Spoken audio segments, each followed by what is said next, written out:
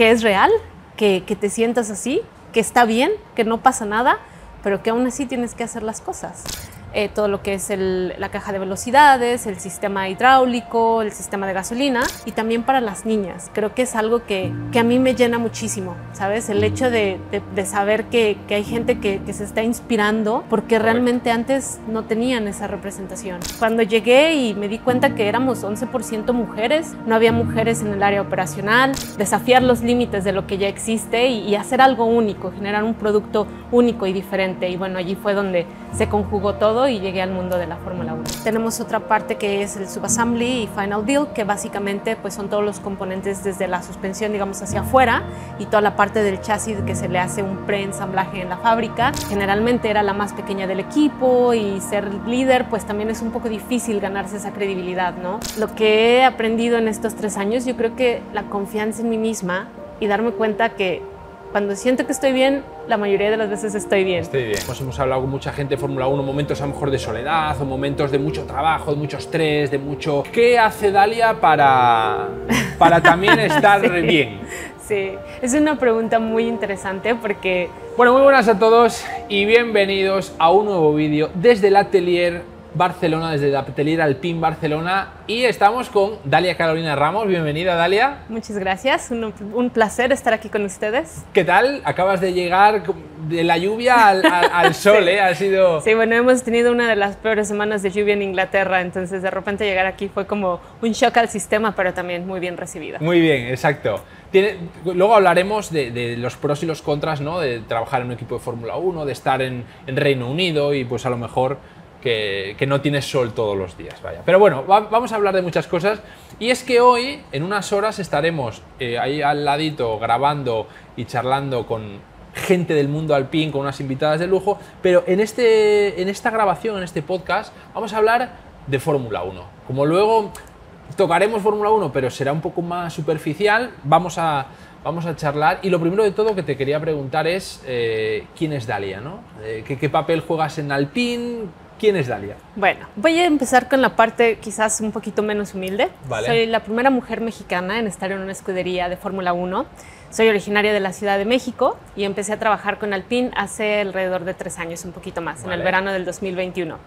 Yo estoy a cargo de todo lo que es el ensamblaje y pruebas mecánicas en el equipo. Básicamente a mí me llegan todos los componentes del auto, nosotros hacemos el preensamblaje, todas las pruebas mecánicas para asegurarnos que sean reliable, que vayan a tener el performance que nosotros buscamos en la pista, y lo entregamos al race team, que son los mecánicos que están viajando. Una vez que ellos han corrido determinadas carreras, nosotros coordinamos con ellos para recibirlos de regreso, darles servicio, mantenimiento, reparación, lo que sea necesario, y volverlos a mandar. Entonces toda esa parte final antes de entregar el carro a la pista, para que esté listo para las carreras del fin de semana. O sea que realmente es como el último departamento, es la conexión entre fábrica y pista, ¿no? Podríamos decir, es un poco el nexo, ¿no? El final de fábrica. Sí. De hecho, yo tengo un equipo que es el ensamblaje final, que es como un poquito un espejo de lo que hacen los mecánicos en la pista. Vale. Y los chicos que también coordinan las piezas, que es también un espejo de lo que lo hacen en la pista. Entonces, vale, somos los que estamos haciendo lo mismo, pero dentro de la fábrica. Vale. ¿Y la pasión por el mundo de los coches, cuándo empieza, no? ¿Desde pequeñita o ha habido gente en tu familia enamorados del mundo de los coches? ¿Cómo ha salido esto, no? Pues bueno, yo desde chiquita me han encantado los carros. Supongo que contó mucho que crecí entre puros primos varones que son fanáticos de los autos, mi papá también.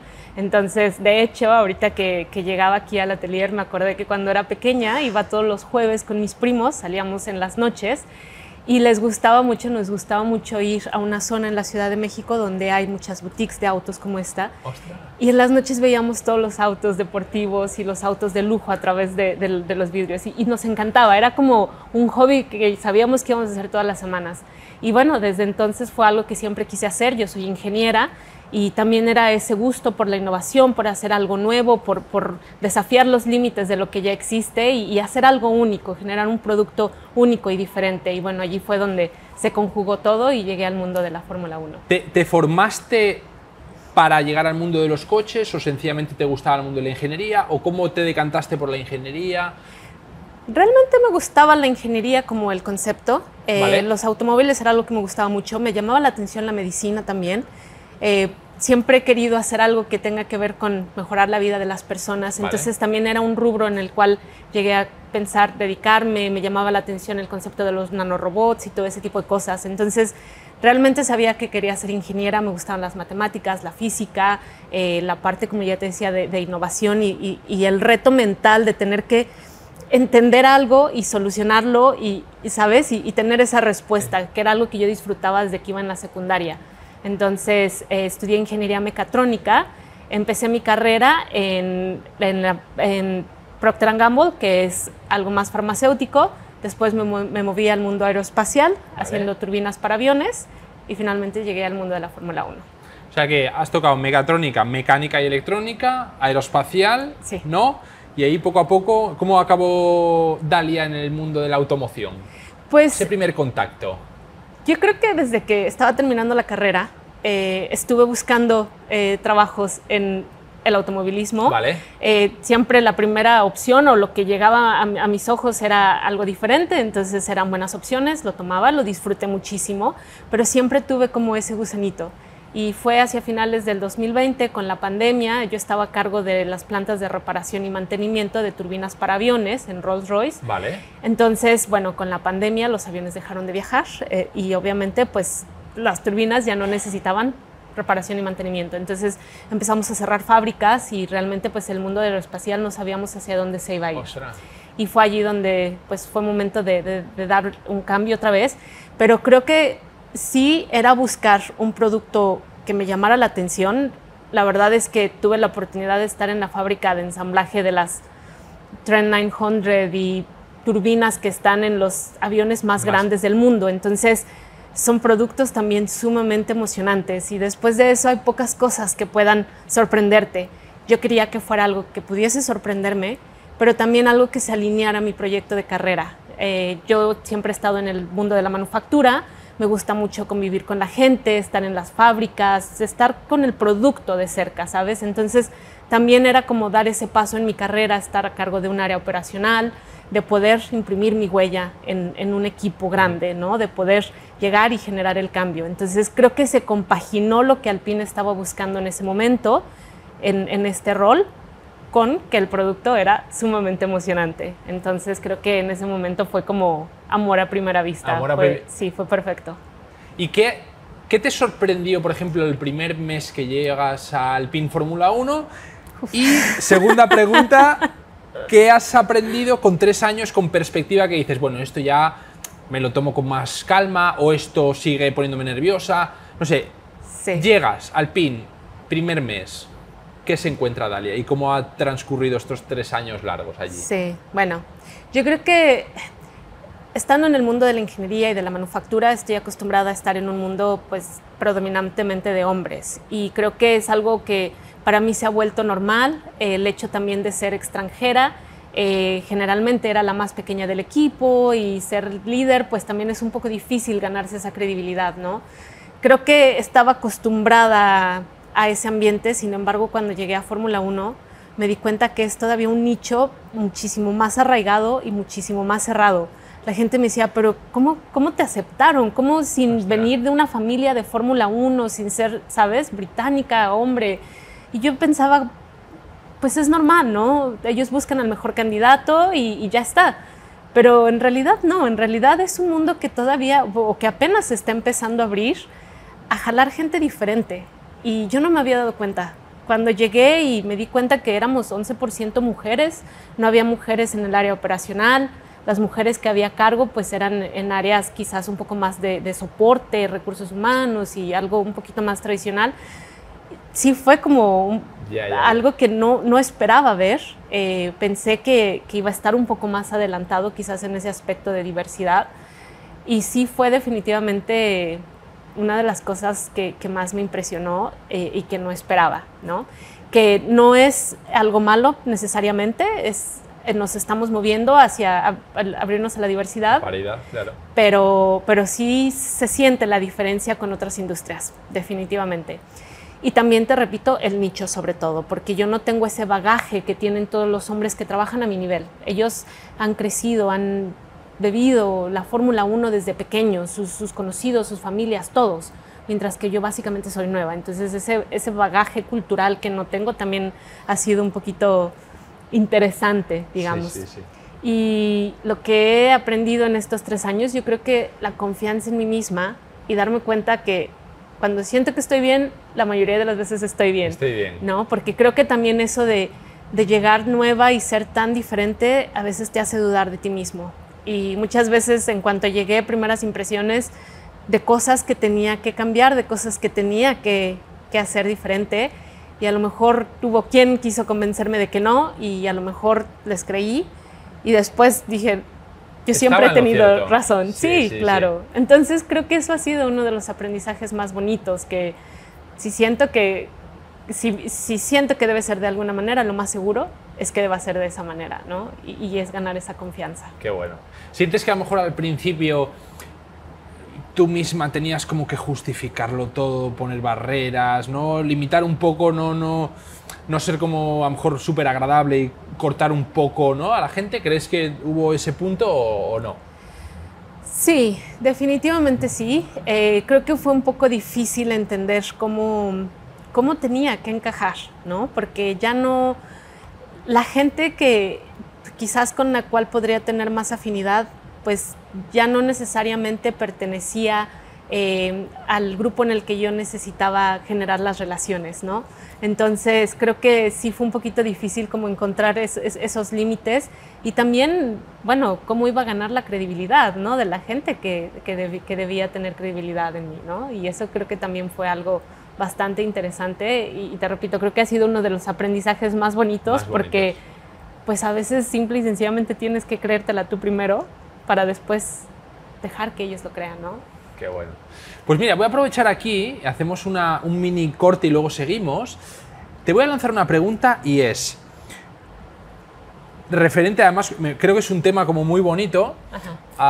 ¿Qué le dirías a esa persona, en concreto a lo mejor a ese perfil femenino que quiere dedicarse al mundo del motorsport, que a lo mejor no tiene esas trabas de decir es un mundo de hombres, o voy a tener dificultades, o voy a tener que justificar? ¿Qué mensaje mandarías ahí de apoyo, de inspiración, de motivación para decir, oye, avanti con todo? Pues bueno, yo creo que va a ser la confianza, definitivamente. ¿Sí? Claro, yo creo que hemos demostrado que tenemos la misma capacidad y puedo entender que la gente se sienta así porque no hay representación, y cuando no hay representación es muy difícil pensar que tú puedes hacer las cosas, y es inconsciente, es algo que no nos damos cuenta. Entonces creo que por un lado es entender que es real, que te sientas así, que está bien, que no pasa nada, pero que aún así tienes que hacer las cosas, ¿no? Que hemos demostrado que tenemos la misma capacidad, que ahora la gente es más consciente de lo que es la inteligencia colectiva. El hecho de que hagamos las cosas de diferente manera significa que vamos a tener un abanico de posibilidades más grande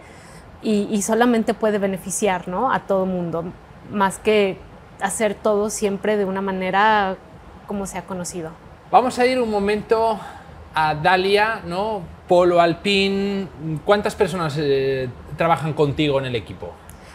Somos en este momento alrededor de 1000 personas en el equipo. 1000 personas. En Enstone, sí, nada más. ¿Y en Build and Test, en el departamento tuyo? Somos 48. 48. ¿Y cómo es, por ejemplo, un poco ese proceso dentro del equipo?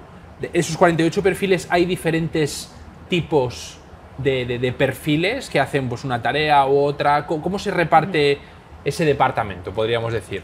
Bueno, yo tengo, digamos que estamos divididos en 3 grandes departamentos en Build and Test. Vale. Tengo 2 departamentos donde hacemos mayormente el ensamblaje, toda la parte del powertrain, menos la unidad de poder, todo lo que es la caja de velocidades, el sistema hidráulico, el sistema de gasolina.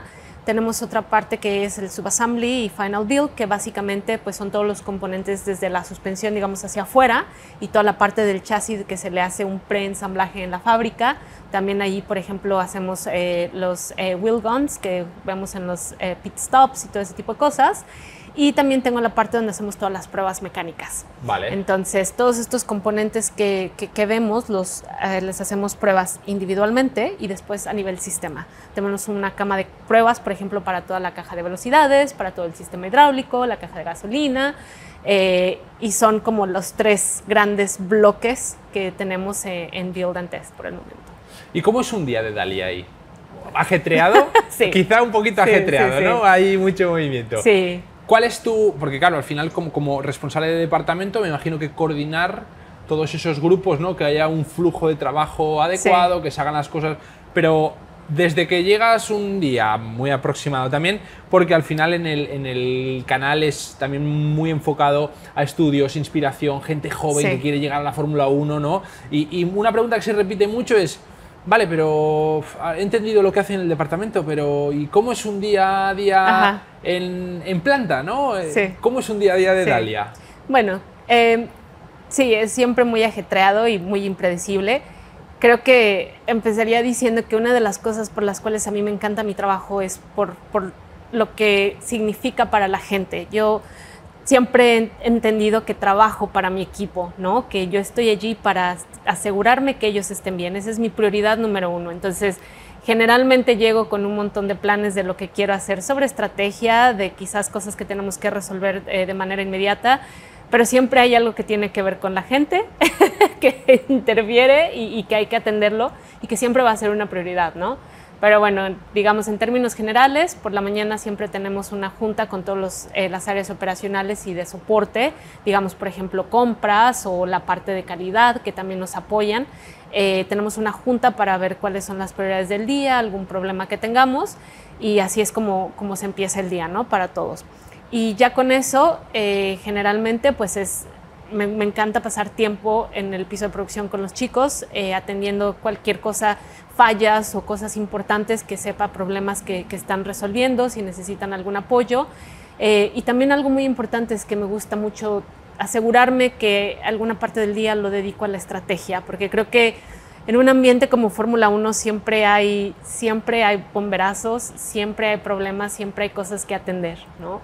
Y algo que es difícil es no querer solamente estar trabajando en eso, porque al final del día hay gente que lo está atendiendo.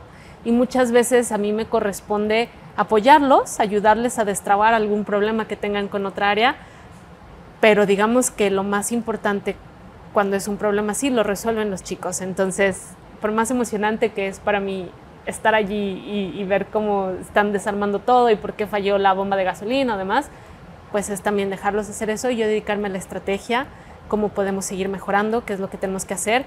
Y mucho es negociación con otros departamentos, muchísimo, porque nosotros recibimos todo directamente desde el área de diseño y lo entregamos al Race Team. Entonces es muchísimo negociar con ellos lo que va bien, lo que no va bien, lo que podemos hacer diferente. A nivel de componentes, ¿no? ¿Te refieres? ¿O va más allá? Más allá, más a nivel de procesos. Ah, vale. Nivel de procesos es lo que todavía tenemos mucho que trabajar, ¿no? Entonces también muchísimo eso. Te repito, siempre hay algo que hacer con la gente. Siempre hay algún tema de gente que atender. Entonces, cuando me doy cuenta, ya son las 6 de la tarde y estoy sentándome en mi escritorio para ver cuáles serán los pendientes. La estrategia, ¿no? Sí. Y fíjate, has dicho una cosa creo que muy chula, pero también te voy a hacer aquí una pregunta más tuya, ¿no? Es decir, una parte tuya importante es considerar y tener al equipo bien, que esté bien, que a nivel personal vaya todo bien, que trabaje bien, que se sientan bien y a partir de ahí la labor y el trabajo va a salir seguro mucho mejor, ¿no?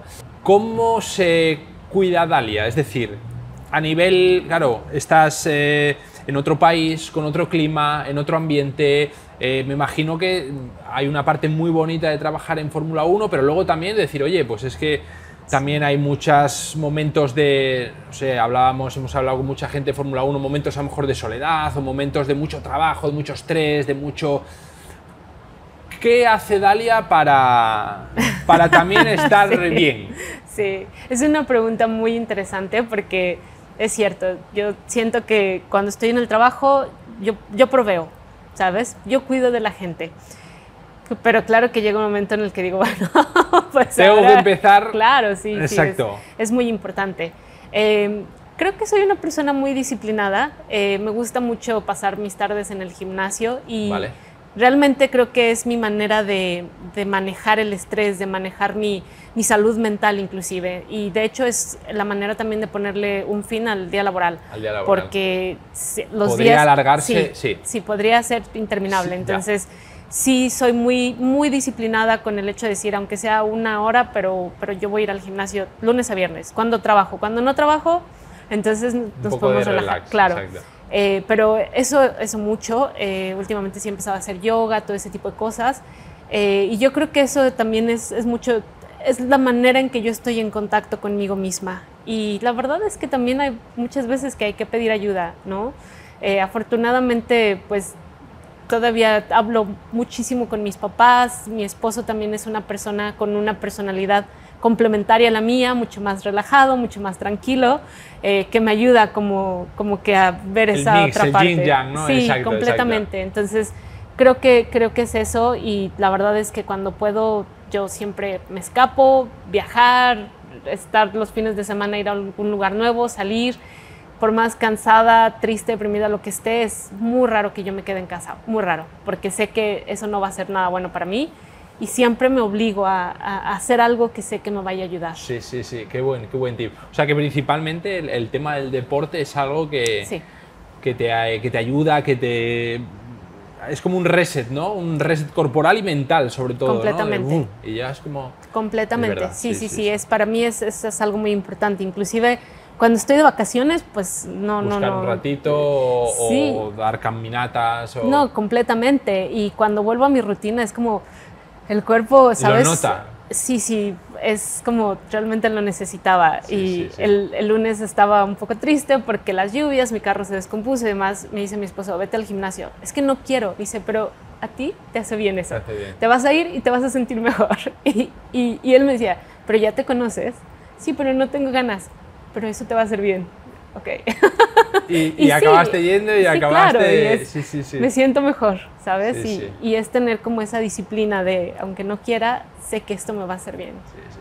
Mira, aquí lanzo un guiño a mi entrenador. Mi entrenador siempre dice que la gente entra con una cara y sale con otra. Sí. Y dice, y los problemas son los mismos. Sí, completamente. Siempre me dice eso, me dice Alex, los problemas son los mismos, Luis, pero los ves ya de otra manera, los afrontas de otra manera, ya es como relativizas todo mucho más, ¿no? Los ves como con perspectiva. Bueno, tampoco era tan importante, ¿no? Es curioso.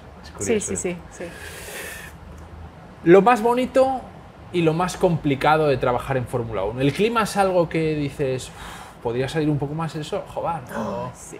Sí, ¿eh? Sí. Un poco más de sol no estaría mal, ¿eh? Sí, la verdad es que... Y no te das cuenta, ya es hasta después de unos meses en donde no has visto el sol y demás, eso sí se vuelve complicado. Aparte es química, ¿no? El cuerpo realmente es una vitamina, está más que estudiado, no es un tema de... No, a mí... Exacto, sí, la vitamina D. Es bioquímica, o sea, es...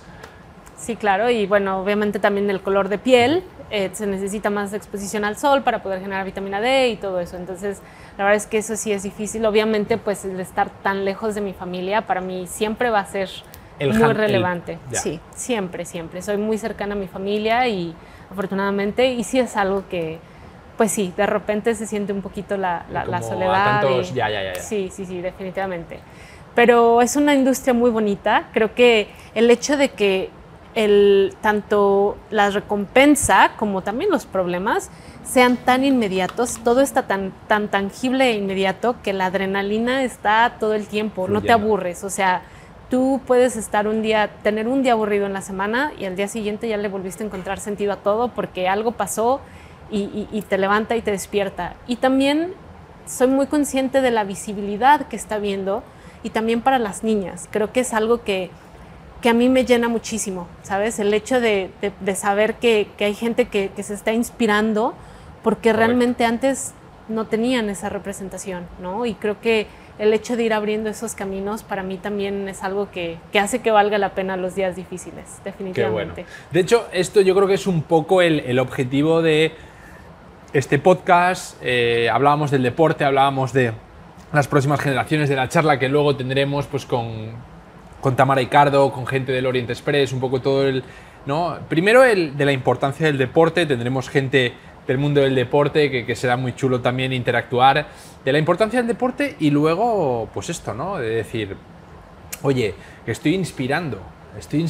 a niñas, a gente que quiere llegar a Fórmula 1 y creo que realmente lo estás haciendo ya, ¿no? Porque al final de mirar yo creo que te tienen mucho cariño en México, ¿no? Sí. Te han hecho muchos reportajes, Sí. es como, wow, Sí. el perfil de Dalia es un perfil súper inspirador para pues toda la gente que quiere llegar al mundo de Fórmula 1. ¿Qué le dirías a esa persona, a esa chica que quiere llegar al mundo de Fórmula 1? Pues yo creo que hemos demostrado que no es imposible, ¿no? Y que tenemos muchísimo que entregar, que tenemos muchísimo que dar y que también somos seres únicos, que la gente aprecia y que la gente entiende que hacemos las cosas de manera diferente. Claro que sí, porque somos diferentes, pero creo que ahí es donde reside el valor, ¿no? Y creo que, bueno, yo cuando era más joven pasé mucho tiempo tratando de ser igual que los demás y entender cómo me tengo que comportar aquí, cómo se comportan todos y cómo tengo que encajar y llegó un momento en el que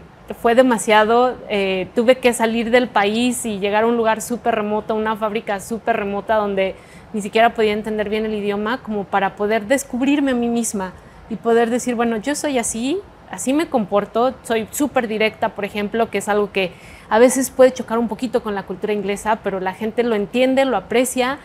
Entonces creo que también es como encontrar ese valor de uno mismo y ofrecerlo, ¿no? Ofrecerlo y la gente lo entiende muy rápido y no nos damos cuenta de eso. Entonces creo que es eso y tener esa confianza en nosotros mismos de que lo podemos hacer. De que se puede definitivamente. Hacer. Si está en nuestra cabeza es porque podemos hacerlo, ¿no? Yo creo que esos tiempos en los que las mujeres, todos nos esperaban que las mujeres estuviéramos en la cocina y los roles y yo creo que eso ya quedó atrás. Eso ya pasó. Claro que siempre va a haber quien lo mencione, pero yo creo que ahorita ya todos sabemos que y hemos demostrado que vamos a hacer lo que nosotras queramos hacer, ¿no? Entonces creo que ya solamente es trabajar y lanzarnos a ello. Fíjate, tengo aquí... Se me estaba viniendo una cosa a la cabeza que yo creo que es una duda que asalta mucho. ¿Por qué crees que hay más hombres que mujeres en el mundo de la automoción? Y aquí te lanzo yo opciones, ¿no? Por así decirlo. ¿Es un tema cultural? ¿Es un tema de que directamente, pues a lo mejor a las niñas les dan muñecas y a los niños les dan coches y ya es un poco lo que empiezas a ver desde pequeño? ¿Cuál crees que es un...? Porque al final, si lo miramos con perspectiva, no tiene sentido. Es decir, es como... ¿Por qué las chicas tienen que llevar una camiseta rosa y el chico se identifica con el azul, ¿no? Es algo que en algún momento se decidió, se impuso y es algo que hemos ido como alargándolo a lo largo del tiempo, ¿no? Pero no tiene ningún... O sea, no tiene una explicación lógica. Exacto. No tiene... ¿Por qué crees que el inicio, ¿no? de la automoción, por qué va más...? Yo creo que es algo que hemos alargado de algo que hemos vivido a lo mejor hace 100 años y se ha ido como pasando, ¿no? Exacto. Yo creo que es una bola de nieve, es la manera en que lo veo. Por ejemplo, mucha gente ahorita dice, bueno, es que generalmente Board of Directors en las empresas son puros hombres blancos, bueno, cuando estamos en Europa son hombres blancos en sus 50s y demás. Y yo digo, bueno, claro que sí, porque esas son las personas que empezaron su carrera hace 30 años. Entonces, hace 30 años las mujeres estábamos en la cocina cuidando a los niños, no estábamos empezando una carrera profesional.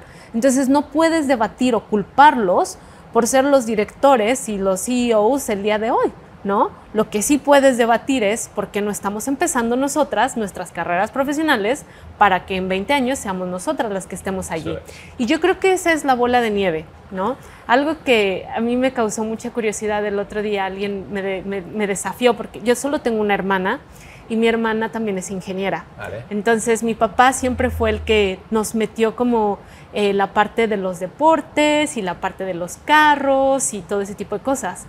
Y alguien me dijo, bueno, al final del día tú lo aprendiste por tu papá, porque tu papá no tuvo hijos. Si tu papá hubiese tenido hijos varones, a lo mejor no te hubiera dado a ti eso porque se lo hubiera dado a un varón, ¿no? Y es algo que yo nunca voy a saber. Es algo que nunca voy a saber, pero al final del día es algo que hubiese sido parte de una bola de nieve y que tuvo que romperse porque no había opción, ¿no? Entonces, creo que es algo que sí, como dices, empezó hace muchísimos años y no nos atrevimos a cuestionarlo, no vimos algo diferente. Yo debo admitir que cuando yo entré a trabajar al PIN, yo dudé muchísimo en si era capaz inclusive dentro del proceso de selección, estuve a punto de decir, No yo valgo, no puedo. me salgo. Claro, Sí, porque yo buscaba, investigaba, buscaba videos en YouTube y demás, y yo lo único que veía eran los videos de mis colegas, de mi jefe que había sido el director de los directores técnicos más brillantes que ha tenido la escudería, pero todos ellos se ven igual. Entonces yo decía, ¿yo cómo voy a encajar allí? Y yo sabía que uno de los colegas iba a pasarme a mí el puesto para él moverse a otro puesto. Y yo lo veía y decía, pero velo, es que él sabe todo. Y mi esposo decía, ¿pero por qué crees que él sabe todo solo de verlo? Pues porque se nota. Y era como ese debate que yo no me daba cuenta que yo solo veía a alguien que no tenía nada que ver conmigo. Exacto. ¿No? Entonces yo creo que es esa bola de nieve que nunca cuestionamos, que se hizo más grande. Y entonces pues las niñas nos empezamos a hacer para acá y los hombres para acá, y de repente tuvo que llegar alguien y decir, ¿pero por qué? ¿Por qué? Claro, y entonces yo creo que es cuando empieza otra vez, ¿no? A converger todo en un lugar. Qué bueno. Y de hecho, esto me recuerda, tengo un amigo de hecho vendrá luego más tarde al evento, Borja Nicolau es comunicador y siempre me acuerdo de un ejercicio que hacen cuando tú te expones al público, que me parece súper original, y es que tú te subes al escenario, nadie te conoce, te ven 7-10 segundos y a partir de los 10 segundos la gente empieza a decirte etiquetas o clichés que ven solo por tu apariencia, por cómo caminas, por cómo vistes, por cómo... Y es muy loco porque dices, en 7 segundos, esto está comprobado, en 7 segundos te haces ya una imagen de cómo es una persona, sin haber hablado con ella. Tú sales al escenario, no hablas, te ven, te miran y todo el escenario te empieza a decir rico, tonto. Cosas que solo por... Y al final esto está como comprobadísimo. Claro. Es una cosa... No, claro. Y lo peor es que nos lo creemos. Nos lo creemos. O sea, yo creo que te mencioné que cuando yo me empecé a ganar un poco de seguridad en mí misma, cuando empecé mi carrera en Inglaterra, me mandaron a una fábrica en Escocia, en las afueras de Glasgow. Era un pueblo completamente durísimo, local. ¿no? Sí. Uf, era una fábrica que ya estaban a punto de derrumbar y, o sea, había gente que nunca había visto un mexicano. Ostras. Nunca. Entonces, la curiosidad que tenía la gente conmigo era como... Yo no podía creer que estaban sorprendidos del color de mi cabello, de mis ojos. Era como un bicho tan raro que como que ellos aceptaban cualquier cosa, ¿sabes? No había etiquetas, no tenían idea. Y eso para mí fue como... Me empoderó muchísimo. Yo siempre había tenido ganas de raparme el cabello, me rapé la mitad del cabello, un día llegué con mi mamá, el grito en el cielo, y todo el mundo en la fábrica me decía, ¿y en México todos hacen eso? Y yo, no, claro que no, en México nunca lo haría, pero aquí, pues, como nadie me conoce y nadie... Pero eso fue parte de decir, pues, esta soy yo y ellos van a aprenderme, ¿sabes? Van a conocerme, porque todos esos prejuicios y demás... Y yo creo que esa fue una experiencia muy bonita, porque entonces la gente empieza realmente a ver cuáles son los valores y las cosas más padres en ti, ¿no? Y aprenderlas en ese momento. Y fue algo para mí que es algo que me marcó muchísimo y yo creo que marcó el momento en mi carrera en donde dije, bueno, yo hago así las cosas, esta soy yo y esta es mi marca personal, ¿no? Y dejar de gastar tanta energía en cómo la gente quiere verme, cómo la gente quiere que hable, cómo la gente, ¿sabes? Entonces sí, creo que es algo muy, muy poderoso. Qué bueno. De hecho, dicen que depende mucho, en plan, de cómo tú atraes a la gente. Es decir, si tú solo te enfocas en atraer desde una apariencia, tendrás que durante toda tu vida mantener esa apariencia. Claro. Y esto es un coñazo, es un aburrimiento. En cambio, si tú atraes desde tu esencia, desde tu... Pues al final, mira, pues una etiqueta, pues si no has visto el pelo rapado por aquí, bueno, pues aprenderás que se puede con el pelo rapado aquí ser una fantástica profesional, una fantástica persona y no hace falta dar vueltas, ¿no? Qué bueno. Esto es, da para pensar y da para aprender muchas cosas. ¿has tenido oportunidad, y hago aquí un giro total, has tenido oportunidad de hablar con Gasly, con Ocon, con Doohan? ¿Has podido intercambiar algunas palabras con alguno de ellos? Poco, más con Doohan. Vale. Sí, él cuando empezó a ser nuestro piloto de reserva, Vale.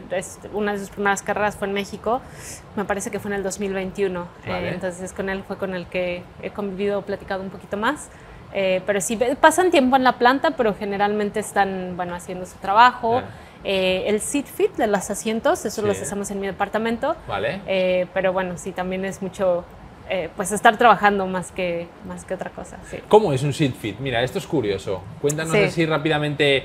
¿Se sientan encima de algún molde que coge la forma? Sí. ¿Y luego se rellena? ¿Cómo es? Tenemos una, pues le llaman un bucket, que es genérico, más o menos pues su tamaño, digamos, de los últimos años, algo así, pero genérico, y se pone el monocoque, el chasis. Entonces ellos se sientan allí y hay un foam que es líquido. Entonces ya que ellos están sentados, se les pone ese líquido y rápidamente se seca y se expande. Y entonces manualmente ya lo empiezan a cortar y ya ellos empiezan a moverse donde necesitan más espacio, que les estorba y demás. Y están los chicos como moldeando todo eso y ya que están felices ya se saca, se escanea y ya se fabrica ya para... Sí, Qué bueno. sí, sí. Luego vendrá también el preparador físico de Doohan. Ah. Viene también al evento, así que ya te lo presentaré luego. Sí, a ese, perfecto. a ese Sí, tip. sí, sí. Y qué bueno, pues oye, no sé si hay algún tema así, es que podríamos hablar mucho rato, pero también, oye, ahora un rato de relax después del viaje, después de todo el traslado aquí a Barcelona, un rato de relax, ir al hotel y luego ya aquí hacer la fase 2. No sé si has estado a gusto, has estado cómoda Sí, charlando. bastante. Sí, ha sí, sido... siempre lo intentamos hacer fácil, ¿no? Claro, Que la sí, charla sí, sea sí. fácil. Sí, sí, sí. Así que muy bien, pues nada, espero que hayáis disfrutado esta charla con Dalia. Creo que podríamos tirar aquí un rato largo, pero agradecerte también, oye, que hayas venido, que quieras contarnos un poco tu experiencia. Seguro que este vídeo y sobre todo este podcast, esta charla es también muy inspiradora y se moverá por muchos sitios te diría por el mundo. Hay mucha gente de Sudamérica que sigue Luis Bobcats y seguro que va a flipar y va a aprender mucho con todo esto que hemos hablado. Así que gracias, Dalia.